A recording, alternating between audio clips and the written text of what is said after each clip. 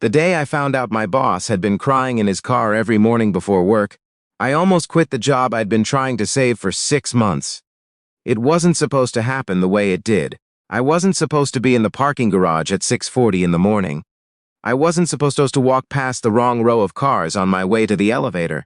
And I definitely wasn't supposed to see the CFO of Merit Capital Management sitting behind the wheel of his Audi with his face in his hands, shoulders shaking, completely alone in the gray fluorescent quiet of level B2. But I did. And that moment cracked something open in me that I'd been keeping shut for a very long time. My name is Ben Calloway. I grew up in Tulsa, Oklahoma in a 2-bedroom house on a street where most of the driveways had at least one car up on blocks. My mom, Cheryl, waitressed at a Denny's off Highway 75 for 19 years. My dad drove long-haul trucks until his back gave out, and after that he mostly drove a recliner and watched whatever game was on. They weren't bad people. They just had hard lives, and they made sure I understood that the only difference between where I came from and where I wanted to go was whether or not I was willing to do the work no one else wanted to do. So I did the work. I got a partial scholarship to the University of Oklahoma. I took out loans for the rest. I slept 4 hours a night during tax season my junior year because I was interning at a firm downtown while also carrying 18 credit hours. I graduated with a finance degree and a GPA that got me a call back from Merit Capital in Chicago, which at the time felt like someone had handed me a ticket to a different life. That was 3 years ago. The first week at Merit, someone pulled me aside, another junior analyst named Greg who'd been there about 8 months, and gave me what he called the orientation no one puts in the handbook. He told me the work was good, the pay was solid, the benefits were real, and the culture was mostly fines. But then he leaned in a little and said, "Watch out for the CFO. His name was Lawrence Holt. Everyone called him Holt. Never Lawrence, never Mr. Holt, just Holt, the way you might refer to weather or traffic or some other force you had no control over." Greg described him as machine that learned to wear a suit. I laughed at the time. 6 months later, I stopped laughing. Lawrence Holt was 52 years old, and he had built his reputation at Merit the way some people build stone walls. Slowly, precisely, and in a way that was meant to keep things out. He didn't do small talk. He didn't do happy hours. He sat in on quarterly presentations and asked questions that made senior analysts sweat through their shirts. He had gray eyes and the kind of stillness about him that felt like the moment before a verdict is read. When he walked into a room, conversations shortened, posture straightened. Everyone got very suddenly interested in their laptops.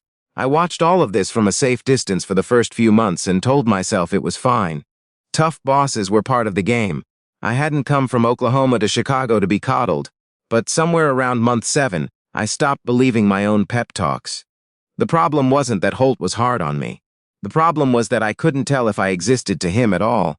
I had submitted 3 separate memos that quarter proposing restructured models for the Henderson portfolio analysis.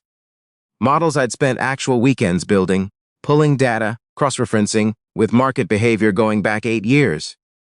The first one came back with a single line in the margin, insufficient variance testing.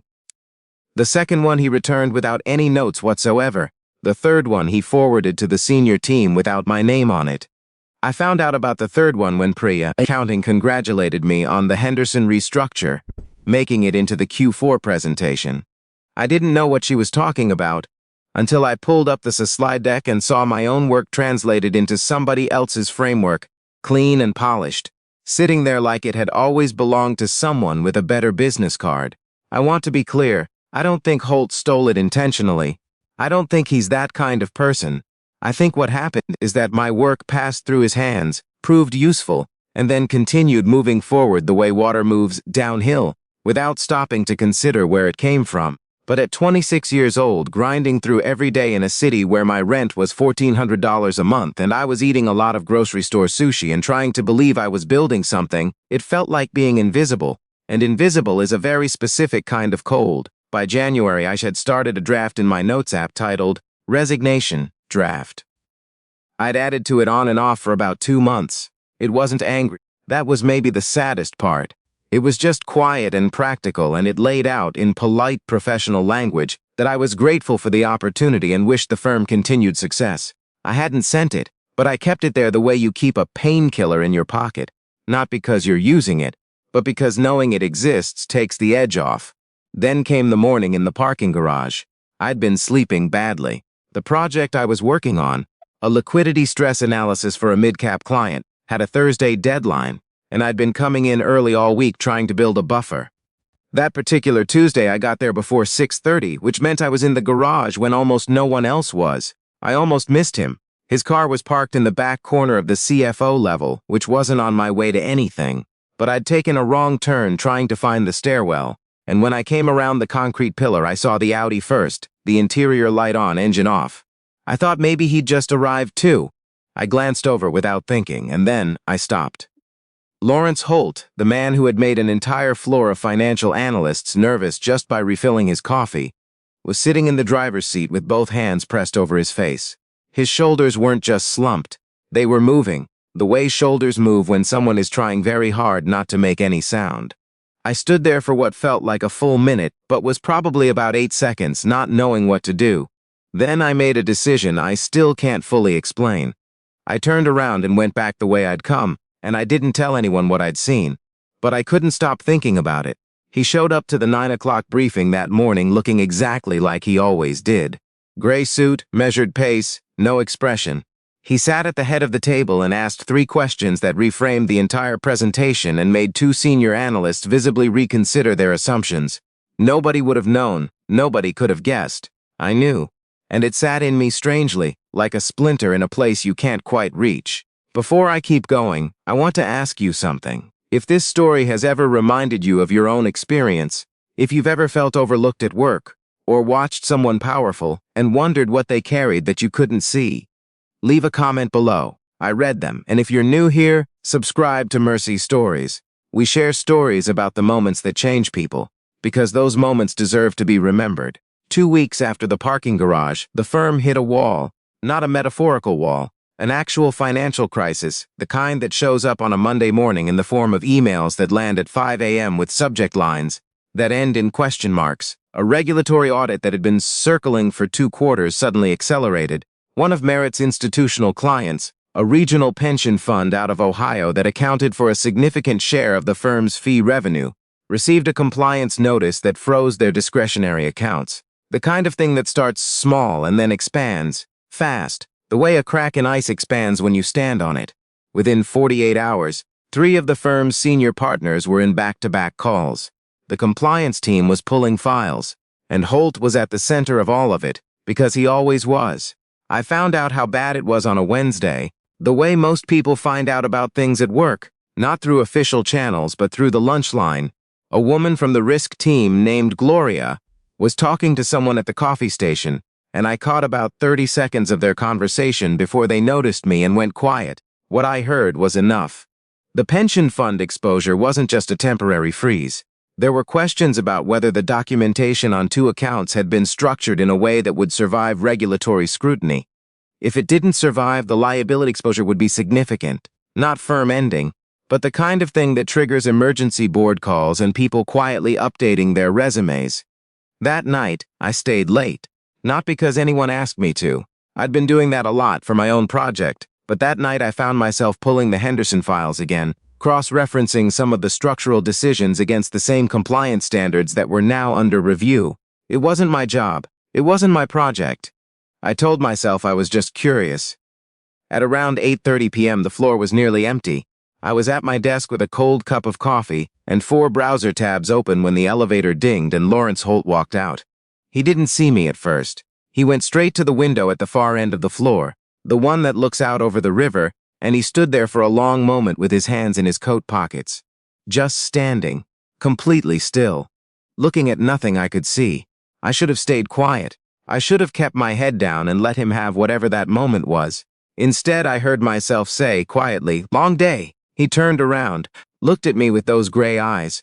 For a second, I genuinely couldn't read anything in his expression at all. Not irritation, not satirist, just the true flatness of someone deciding something. Then he said, "Ben." That was the first time he'd used my first name in 3 years. He walked over and sat down in the empty chair at the workstation next to mine. Not behind it, beside it like a person.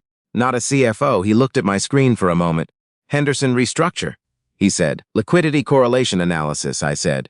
I was checking the variance testing against the new compliance parameters informally. He was quiet for a moment. Then You came up with the liquidity bucket segmentation. It wasn't a question. I said yes.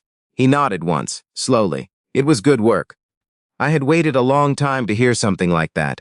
I want to be honest, it landed differently than I expected. Not like relief. More like the moment after you've been holding your breath so long you'd forgotten you were doing it. Then he said something I didn't expect. He said, "How much do you know about what's happening with the Shelby Fund accounts?" I told him what I'd pieced together.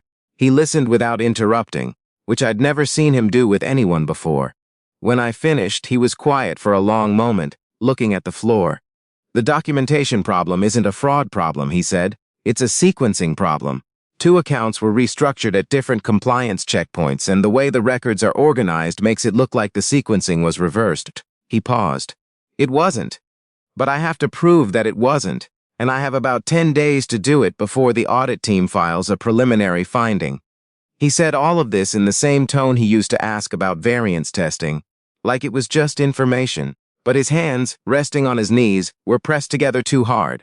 I looked at the files I had open on my screen. Then I looked at him. "The Henderson segmentation model I built," I said slowly, "us is a timestamp and chord tracking system. If the Shelby accounts were structured through a similar process, I might be able to reconstruct the actual sequencing from the raw transaction data. You'd have a verifiable timeline." He looked at me. Something moved behind his eyes that I still don't have the right word for. "You'd have to work nights," he said. "I know. It's not your responsibility. I know that too." He was quiet for a long time. Outside, the river caught the lights from the bridge and scattered them across the dark water. When he finally spoke again, his voice was different, lower, like something had been taken out of it. "I've been doing this job for 21 years, he said. "I started at Merit as an associate analyst, younger than you are right now." He stopped. "I'm not good at the things that don't involve numbers. I never have been. My ex-wife used to say treated people like entries in a ledger, credit or debit, useful or not." A pause. She wasn't wrong. I didn't say anything. I'd learned, somewhere in that conversation, that silence was the right answer. "The third one, the one I sent forward." I kept my expression steady. "Your name should have been on that slide," he said. "That was my error. I want you to know I know that. I had not expected that. I had not, in 6 months of being invisible, expected that. I'm not good at saying things like that," he continued. "I'm aware it's a problem. I've been told it's a problem by enough people for long enough that I have no excuse for still being this bad at it." He almost said something else. Then he didn't. Instead, he pulled out his phone, looked at it briefly, and put it back in his pocket. Then he looked at me with the kind of directness that you either flinch from or meet head-on. "Are you leaving the firm?" he asked. The question hit me somewhere I wasn't ready for. I hadn't told anyone about the resignation draft. I hadn't mentioned it to Greg, hadn't said anything to my parents when they called on Sunday nights. "How did you?" I started. "Your desktop," he said. "Last Thursday, I came by your workstation while you were in the copy room. You had a document open. I only caught the title." He'd seen the draft. He'd known for almost a week, and he'd said nothing, done nothing until tonight, until he was alone on an empty floor looking out at a river, and I happened to be there. I thought about what I'd seen in the parking garage, the shaking shoulders, the face he never let anyone see. I thought about what it cost him to sit in that chair next to mine instead of the one at the head of the table. "I hadn't sent it," I said. "I know," he said. "But you wrote it." "I wrote it because I didn't think I was getting anywhere," I said. "I didn't think you could see me." He absorbed that without defending himself. That, more than anything he'd said, surprised me. "I can see you," he said quietly. "I've seen you since your 2nd month here. I know that's not apparent from how I've acted, and I understand if that doesn't mean anything to you at this point." He stopped. He seemed to be choosing what came next with the same precision he applied to everything else, but it was slower, more careful. Like the words cost him something. "I don't want you to go. Not just because of what you can do with the Shelby files. I want you to stay because you're one of maybe 4 people in this building who still believes that doing the work correctly matters more than doing it in a way that's convenient." He looked down for a moment. "That's worth more than I've let you know." The floor was completely quiet. Somewhere below us, the cleaning crew was running a vacuum in the lobby. I could hear it faintly through the walls. I don't know how long I sat there with that. It sounds like something that should be simple to respond to. The person you've been killing yourself to impress finally telling you you're seen. But it's not simple, because by the time the words arrive, You've already built so many rooms around the wound that even good news has to travel a long way to get to the center of it. What I finally said was, "Tell me more about the Shelby account sequencing." He looked at me for a moment, and then, so briefly I almost missed it, something that was almost a smile moved across his face. We worked until 1 in the morning that night. The next 9 days were the hardest I'd experienced since my first tax season internship in Tulsa, but they were also different.